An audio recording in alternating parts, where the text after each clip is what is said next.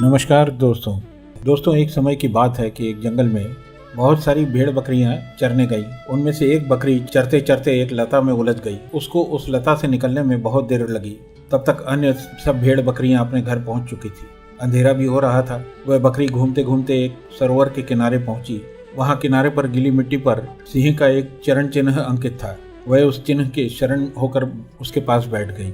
रात में जंगली सियार, भेड़िया, बाघ आदि प्राणी बकरी को खाने के लिए उसके पास में आए तो उस बकरी ने कहा कि मुझे खाने से पहले देख लेना कि मैं किसकी शरण में हूँ, तब उसके बाद मुझे हाथ लगाना।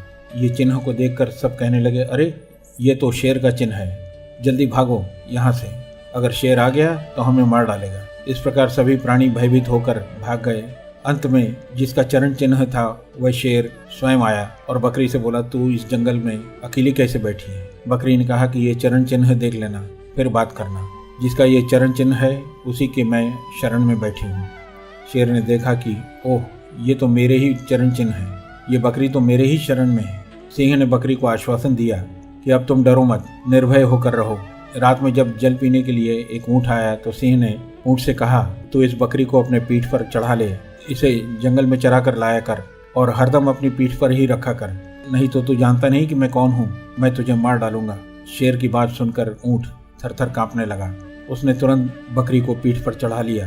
अब वह बकरी निर्भय होकर ऊँट की पीठ पर बैठे बैठे ही वृक्षों के ऊपर की कोपलें खाया करती और मस्त रहती। साथियों, इसी प्रकार जब मनुष्य भगवान श्री कृष्ण के शरण में हो जाता है तो उसके चरणों का सहारा ले लेता है, तब वह संपूर्ण प्राणियों से, विघ्न बाधाओं से निर्भय हो जाता है।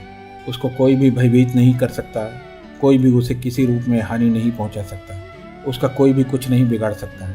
जैसे आप इस धराधाम पर आए हैं तो आने से पहले आपके भोजन का, आपकी हर चीज़ का इंतज़ाम किसने किया, उसी प्रकार आगे भी वही करेगा।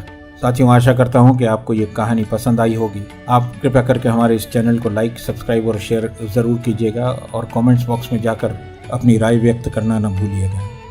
धन्यवाद। जय श्री श्याम।